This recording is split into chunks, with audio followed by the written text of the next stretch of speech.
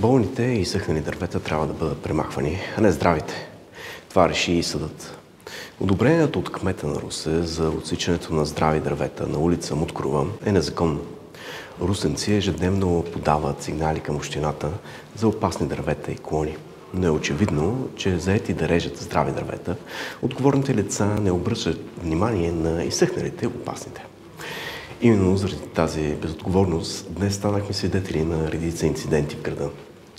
Вместо да чува своите съграждани, хора, които обичат природата, но искат и безопасност и спазване на закона, кметът отново ще търси оправдания. Нямам какво да кажа след деня, в който отмениха нашата заповед, именно бързо да се махат своевременно дърветата, които след това падат и чупят имущество. Хората са гневни и ни наричат мързеливци за това, че не сме ги махнали веднага. Не, а има други, които пускат жалби непрекъснато в съда. Взели сме специални машини да се проверяват вътре дървото дали е изгнило и нищо, че ви изглеждат дърветата зелени, те трябва да се махат своевременно, а не когато паднат с риск да убият някого.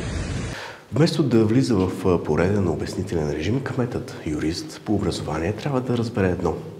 Законът трябва да се спазва, а истинската работа започва с превенция. Всички, които са против премахването на дърветата, въпреки че изглеждат зелени и здрави, но вътре са изкопели и болни, не са прави. Искам да благодаря на всички пожарникари, полицаи, служители и доброволци, които днес се включиха в премахването на падналите дървета в Русе и по пътищата на региона.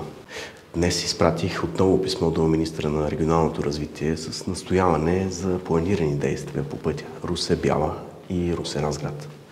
Нужно е добро планиране и премахване на всички болни и съхнали дървета и клони, за да се гарантира безопасността на гражданите и пътуващите. Само така ще намалим риска и ще гарантираме безопасност